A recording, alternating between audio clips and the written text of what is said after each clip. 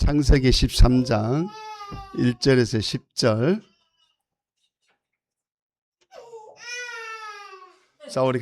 자, 우리 같이 읽겠습니다. 아브라함이 애굽에서 그와 그의 아내와 모든 소유와 롯과 함께 네겝으로 올라가니 아브라함에게 가축과 은과 금이 풍부하였더라. 그가 네겝에서부터 길을 떠나 베델에 이르러 베델과 아이 사이 곧 전에 장막 쳤던 곳에 이르니 그가 처음으로 제단을 쌓은 곳이라. 그가 거기서 여호와의 이름을 불렀더라. 아브라함의 일행 롯도 양과 소와 장막이 있으므로 그 땅이 그들이 동거하기에 넉넉하지 못하였으니 이는 그들의 소유가 많아서 동거할 수 없었음이니라. 그러므로 아브라함의 가축의 목자와 롯의 가축의 목자가 서로 다투고 또 가나안 사람과 브리스 사람도 그 땅에 거주하였는지라. 아브라함이 롯에게 이르되 우리는 한 친족이라 나나 너나 내 목자나 서로 다투게 하지 말자. 내 앞에 온 땅이 있지 아니하냐? 나를 떠나가라. 내가 자하면 나는 우하고 네가 우하면 나는 자하리라. 이에 롯이 눈을 들어 요단 지역을 바라본즉 수알까지 온 땅에 물이 넉넉하니 여호와께서 소돔과 고모라를 멸하시기 전이었으므로 여호와의 동산 같고 애굽 땅과 같았더라. 아멘.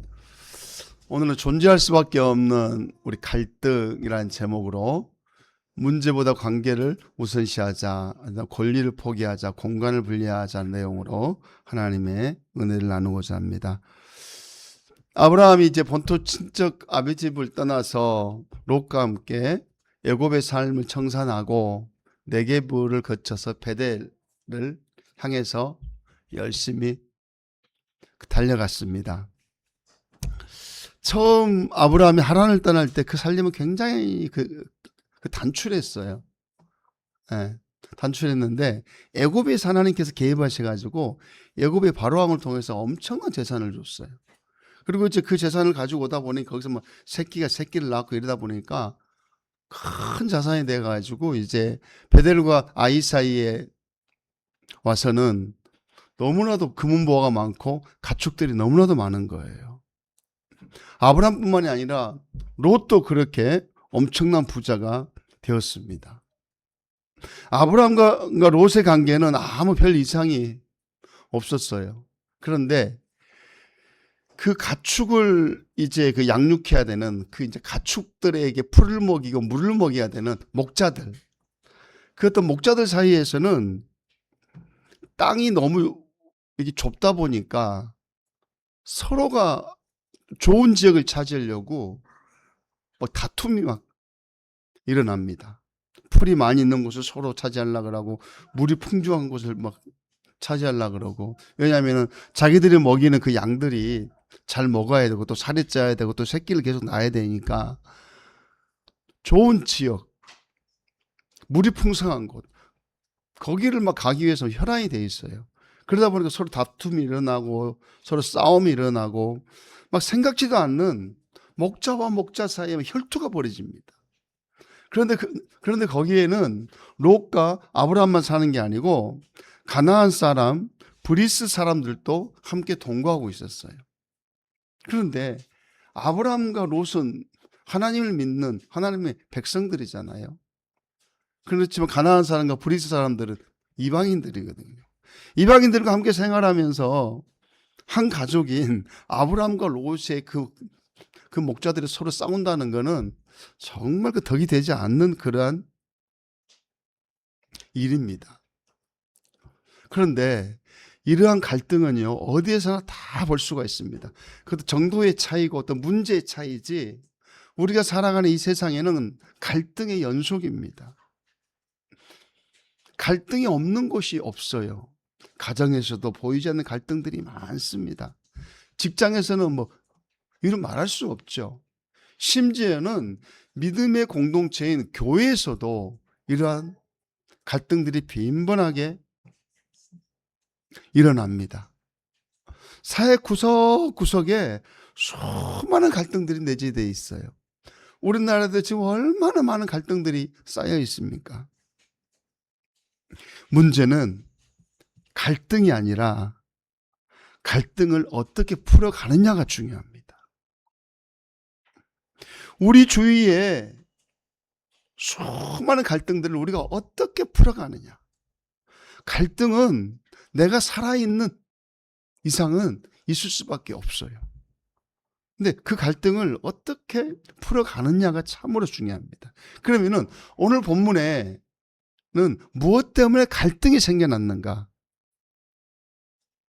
아브라함의 그 목자들과 롯의 목자들이 그 사이에 갈등이 일어났던 이유가 무엇인가를 우리가 성경을 통해서 한번 찾아보겠습니다. 창세기 13장 2절과 5절에서 6절입니다. 자, 우리 같이 읽습니다. 아브라함에게 가축과 은과 금이 풍부하였더라. 아브라함의 일행 롯도 양과 소와 장막이 있으므로 그 땅이 그들이 동거하기에 넉넉하지 못하였으니 이는 그들의 소유가 많아서 동거할 수 없었음이니라. 갈등의 원인이 뭡니까? 풍요입니다. 풍요. 풍요가 갈등의 원인이 되어버렸어요. 결핍은 갈등의 원인이 충분히 될 수 있습니다. 왜요? 서로 먹고 살아야 되니까. 근데 풍요가 지금 갈등의 큰 원인이 됐어요. 주신 복이, 하나님이 주신 복이 갈등의 근본적인 원인이 되어서 아브라함의 목자와 롯의 목자가 싸우고 있다는 사실입니다. 저와 여러분은 하나님 앞에 축복을 달라고 기도 많이 합니다. 근데 간혹 가다가 그 축복이 갈등의 원인이 되고 다툼의 원인이 될 때가 참으로 많다는 것입니다. 재산이 참 많아서, 소유가 참 많아서 우리의 삶에는 갈등이 빈번하게 일어날 때가 많습니다. 그렇다면은 저와 여러분이 이 갈등을 없애기 위해서 소유나 재산이 없으면 갈등이 없어질까요? 전혀 그렇지 않습니다. 우리가 가난하다 해서, 아무것도 가진 게 없다 해서 갈등이 사라지는 것은 아니라는 것입니다. 하나님은 복을 명하시는 분입니다. 하나님은 하나님의 백성들이 하나님의 복으로 살기를 원하십니다. 끊임없이 그분은 우리에게 복을 주시는 분이에요. 성경을 아무리 읽어봐도 하나님은 복을 명하신 분이지 화와 저주를 명하신 분이 아닙니다. 지금 우리가 살고 있는 이 지금 현대 사회에서도 부모님의 상속 문제로 형제들 간의 법정 싸움을 얼마나 많이 합니까? 이루 말할 수 없는 어떤 법정 싸움에 많은 가정들이 소용돌이 속에 있습니다. 그렇다면은 그 상속의 문제를 해결할 수 있는 방법이 뭘까요? 아예 부모가 상속하지 않고 미국처럼 그냥 사회에다 환원해버리면 될까요? 아예 부모가 재산이 하나도 없고 난 너희들한테 줄 것도 없어. 그래버리면 그 상속의 문제가 해결이 될까요? 해법은 재산을 줄이거나 재산이 없다 해서 해결되는 문제는 아니라는 것입니다. 우리 창세기 13장 7절 한번 볼게요. 우리 같이 읽습니다. 그러므로 아브라함의 가축의 목자와 롯의 가축의 목자가 서로 다투고 또 가나안 사람과 브리스 사람도 그 땅에 거주하였는지라. 예, 두 목자들이 막 싸웁니다. 그러면 두 목자들이 싸우는 원인이 뭐예요? 내 가축들이 더 좋은 곳에서 풀을 먹어야 되고 더 많은 물을 먹어야 된다는 내 소유, 내 것이라는 강력한 그 탐욕, 내 것이라는 그 강한 탐심이 그들에게 작용했다는 것입니다. 전혀 서로의 배려가 없어요. 전혀 서로에게 네 먼저 먹여, 내가 뒤에 먹일게, 이런 아름다운 양보 장소가 없어요. 서로 다투어요. 내 것이다, 내 것이다. 근데 실질적으로 우리 하나님께서는 복을 명하신 분이기 때문에 저와 여러분이 다 가지고 있는 이 모든 것들은 우리 것이 아닙니다. 우리는 사용만 하는 것이지 그것을 영원히 내 것으로 소유할 수는 없어요.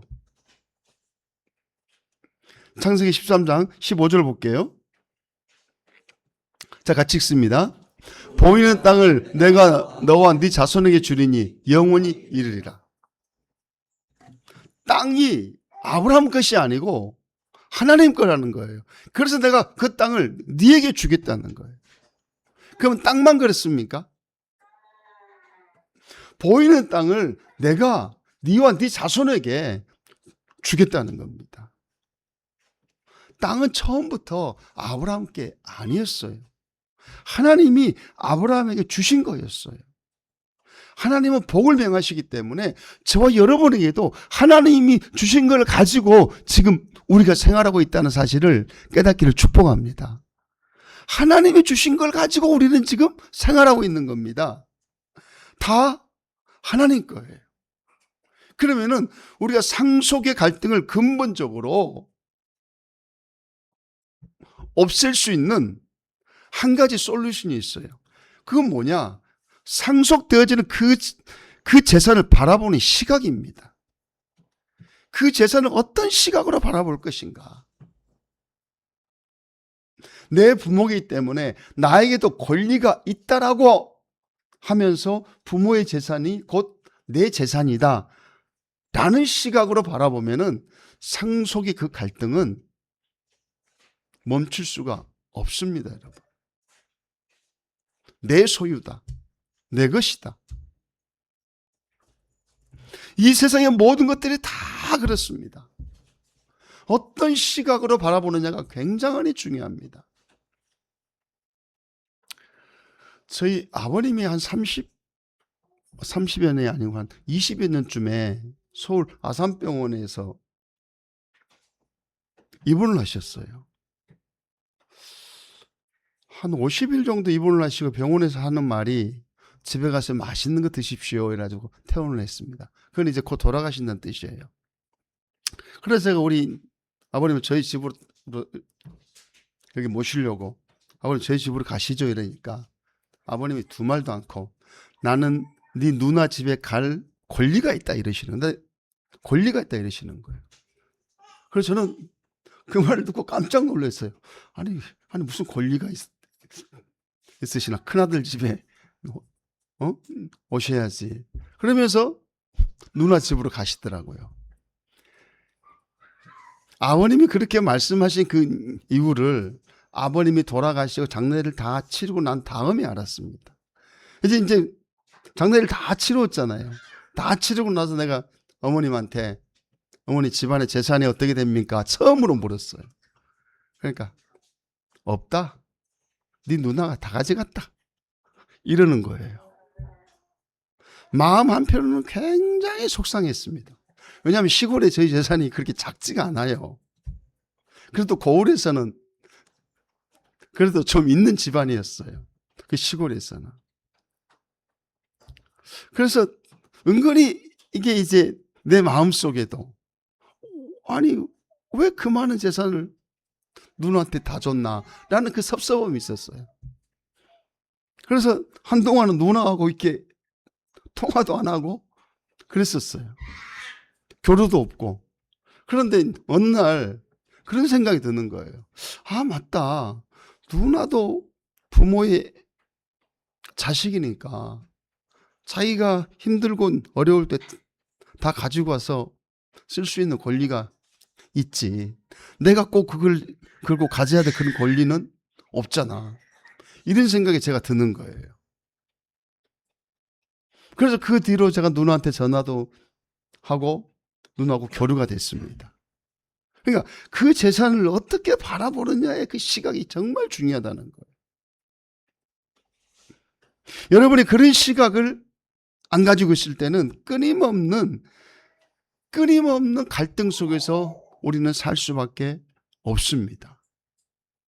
내가 쓰고 있는 이 많은 소유와 많은 또한 재산들도 하나님이 내게 주신 거라는 그 청지기적인 그런 시각, 그 시각을 가지고 내가 그거를 사용할 때 언제든지 그것 또한 내 지갑을 열어서 다른 사람에게도 흘려보낼 수 있는 그러한 믿음의 야성이 우리에게 생긴다는 사실입니다. 근데 저와 여러분은 모두가 다 내 소유, 내 것, 내 가정 다 내 것만을 챙깁니다. 그러다 보니까 끊임없이 이 사회에는 갈등의 연속이라는 사실입니다. 그러므로 사랑하는 성도 여러분, 여러분들이 이 세상을 살아가시면서 자산에 대한 또는 소유에 대한 여러분의 재산에 대한 그 시각을 바꾸시기를 주의 이름으로 권면합니다. 그 시각이 바뀌어지지 아니하면은 여러분은 끊임없이 갈등과 번민과 또 결핍 속에서 살아갈 수밖에 없다는 것입니다. 그렇다면은 오늘 아브라함은 조카 롯과의 이 갈등을 어떻게 풀어갔느냐, 세 가지로 간단하게 말씀드리겠습니다. 첫 번째는 아브라함은 재산보다 관계를 더 소중히 여겼습니다. 13장 8절 봅니다. 자, 우리 같이 읽습니다. 아브라함이 롯에게 이르되 우리는 한 친족이라 나나 너나 내 목자니 네 목자 서로 다투게 하지 말자. 관계를 더 소중히 여긴 겁니다. 네하고 나는 한 가족이라는 것입니다. 누가 옳고 누가 잘못했고 옳고 그름을 따지지 않고 있어요. 지금 아브라함은 롯의 목자가 먼저 갔냐 아니면 내 목자가 먼저 갔냐, 야야 그러지 말고 하루는 롯의 목자가 먼저 가고 하루는 우리 목자가 먼저 가고 이렇게 순서를 정하자, 이거를 지금 따지지 않는다는 거예요. 이걸 따지지 않고 네와 나하고는 한 가족이다, 재산보다 가족이 더 중요하지 않냐, 그러니까 우리 다투지 말자. 우리의 갈등이 커지는 대부분의 이유가 뭔지 아십니까? 문제를 관계보다 더 크게 보기 때문에 그래요. 갈등이 일어난 그 문제를 관계성보다 훨씬 더 크게 봅니다. 네와 나의 그 관계가 중요하다는 관계 우선순위로 내가 이 세상을 살아갈 때는 갈등이라는 그 문제는 작게 보일 수밖에 없어요. 그런데 갈등의 그 문제를 더 크게 보기 때문에 관계가 다 깨어져 버리는 아픔이 있다는 사실입니다. 우리가 관계를 먼저 생각할 때에 내 남편이 어떤 일을 하고 와도 그게 문제시가 되지 않을 때가 있어요. 내가 저 관계를 먼저 시작할 때에 나와 함께하는 그 지체들이 어떤 말을 할지라도 그 말에 내가 크게 상처를 받지 않을 때가 있어요. 그런데 우리는 관계를 그렇게 소중히 여기지를 않습니다. 관계를 소중하지 않고 문제 그 자체에만 우리가 몰두를 해요. 문제 그 자체에만 우리가 집중하기 때문에 우리의 관계가 깨어져 버릴 때가 너무나도 많다는 사실입니다. 만약에 아브라함이 관계를 생각하지 않고 문제에만 집중했다면은 창세기 14장에 롯이 전쟁에 막 휘말려 가지고 포로로 막 잡혀가요. 그럴 때 아브라함이 자기가 직접 길렀던 군사 318명을 데리고 가서 롯을 구해옵니다. 롯을 구해와요. 전쟁에서 구출해 옵니다. 결코 그러한 일들은 없었을 것입니다.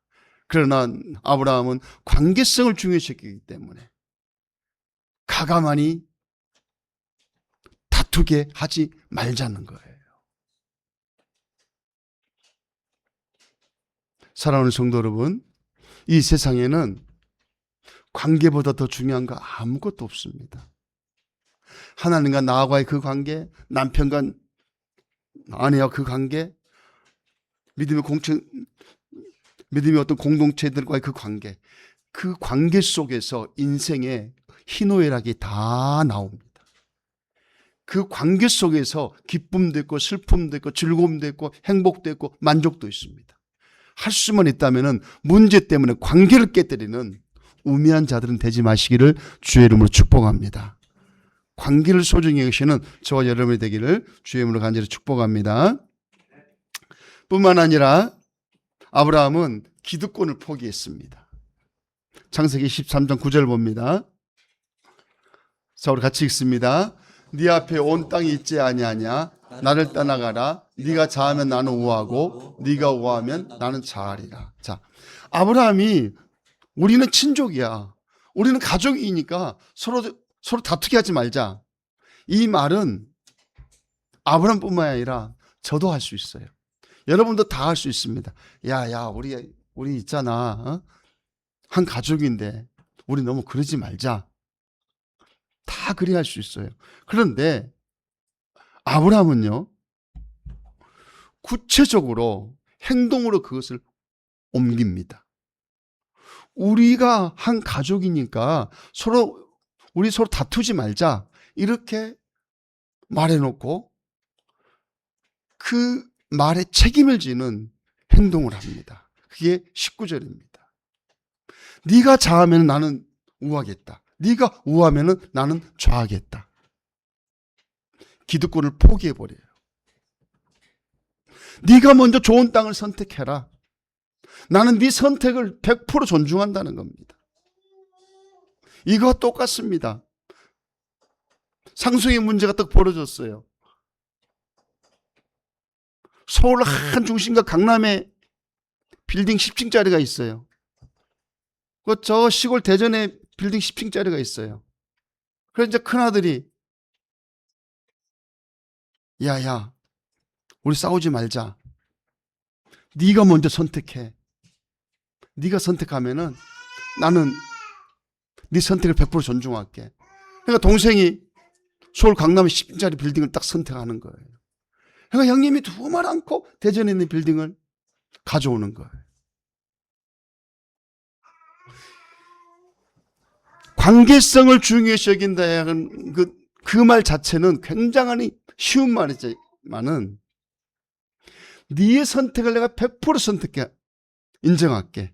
나는 모든 기득권을 포기할게. 라는 이 행동은 굉장히 힘들고 어렵습니다. 아브라함은 조카 롯보다 연장자입니다. 삼촌입니다. 그리고 당시의 그 어떤 문화로 봤을 때 나이가 많기 때문에 얼마든지 아브라함이 먼저 선택할 수 있는 그런 충분한 문화적인 배경이 다 깔려져 있습니다. 그럼에도 불구하고 네가 좌하면은 내가 우하고 네가 우하면 나는 좌하겠다. 완전한 포기 선택입니다. 네의 선택에 따라 나는 선택하겠다는 것입니다. 사랑하는 성도 여러분, 우리는 세상을 살면서 말은 잘합니다. 정말 청산유수처럼 말은 잘합니다. 말 잘하는 걸로써 끝내지 마시고 그 말에 대한 책임을 지시기를 주의 이름으로 권면합니다. 그 말에 대한 책임이 따라줘야 되는 거예요.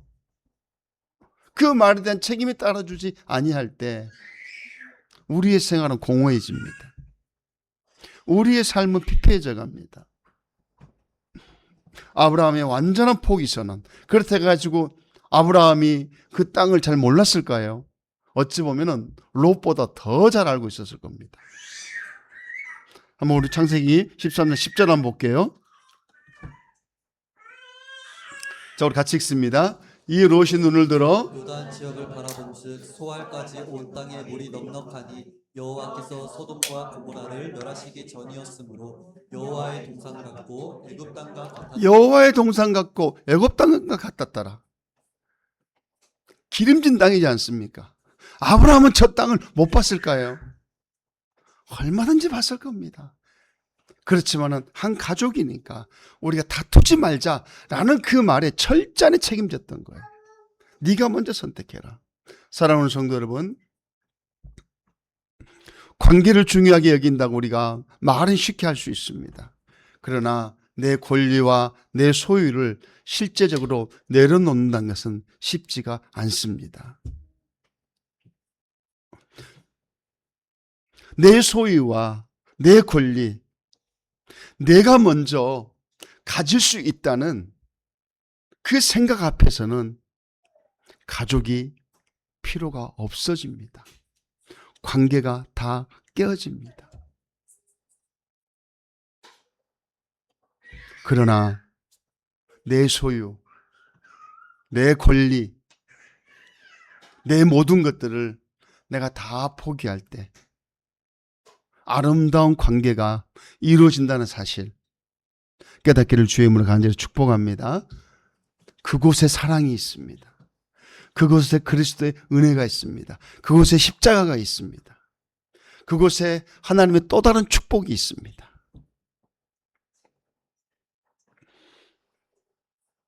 그런데 아브라함이 저렇게 포기하니까 하나님이 아브라함을 찾아오셔가지고 직접 축복하시는 그 내용들이 11장 11절부터 쭉 나옵니다. 뭘 말합니까? 하나님은 여러분이 행하시는 그 모든 행동 하나하나를 다 보고 있다는 것입니다. 다 보고 있다는 것입니다. 복은 하나님이 명하십니다.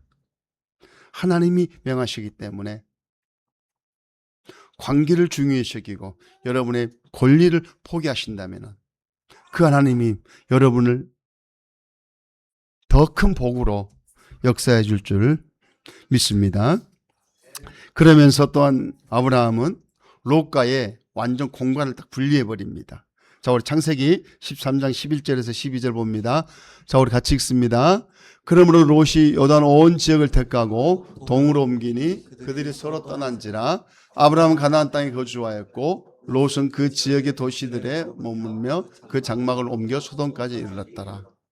공간을 쫙 분리합니다.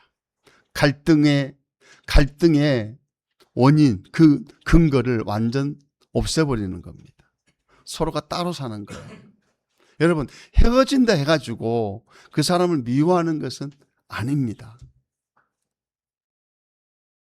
헤어진다 해가지고 그 사람과 그 관계가 끊기는 것은 아니라는 것입니다. 소유가 많아서 함께 할 수 없었던 물리적인 그 구조를 바꿔놓는 것입니다. 어떻게? 다툼을 일으키지 않는 그 구조로 만들었던 것입니다. 어찌 보면은 아브라함은 굉장히 하나님의 은혜 가운데 거하는 그런 사람이었어요. 우리 사이좋게 지내자 이게 아니라 너와 내 사이를 좋게 만들기 위해서는 사는 공간이 달라야 돼. 저는 여기에서 우리나라의 그 많은 그 시부모님들 참 지혜가 있다고 봐요. 부모하고 자식들이 같이 살면은 안 돼요. 장가간 부모, 시집간 그 딸하고 같이 살면은 그 관계가 나빠지면 나빠지지 절대 좋아지지는 않습니다. 그러나 따로 살면서 서로가 애틋하게 서로 사랑해주는 그리고 또 서로가 위해주고 위로해주는 그러한 삶의 모습이 더 아름답다는 사실입니다. 그러므로 우리의 삶 속에서도 함께 살면서 정신적으로 물리적으로 스트레스 받지 마시고 공간을 분리해 줌으로 정신적으로 물리적으로 편안함을 누리는 게 훨씬 더 관계 회복에 또한 관계를 유지하는 데 원활하다는 사실입니다. 그러므로 할 수만은 있다면 공간을 분리하십시오. 그건 뭐냐? 갈등의 원인을 제거하자는 거예요. 그리고 서로가 그 안에서 사랑하자는 것입니다. 아브라함은 조카 롯과의 어떠한 그 갈등의 문제를 풀기 위해서 관계를 먼저 우선시했고 또 그 관계를 우선시하는 데 있어서 해야 될 책임적인 행동을 하는 사람이었고 또 뿐만 아니라 영혼의 공간을 따로 분리함으로 멀리서나마 서로가 위로하고 사랑해주는 그러한 삶을 살았습니다. 그리고 끝까지 조카 롯을 위해서 하나님 앞에 기도했던 모습이 창세기 18장에 정말 절절하게 나옵니다. 결코 조카 롯이 싫어서 공간을 분리한 게 아니었다는 사실입니다. 그러므로 사랑하는 성도 여러분, 저와 여러분도 믿음의 조상 아브라함이 하나님의 은혜 가운데 그러한 삶을 살았다면 저희들도 하나님의 은혜 가운데서 나에게 주어지는 모든 복은 하나님이 주신 거라는 그 시각으로 바라보면서 내 권리를 앞세우기보다, 내 소유를 앞세우기보다 나는 청직이라는 그런 마음으로 살아가심으로 모든 갈등의 문제들을 관계보다 더 앞세우지 않고 관계를 더 우선시하는 저와 여러분이 되기를 주의 이름으로 간절히 축복합니다. 우리 하나님 앞에 찬양하겠습니다. 내려놓음.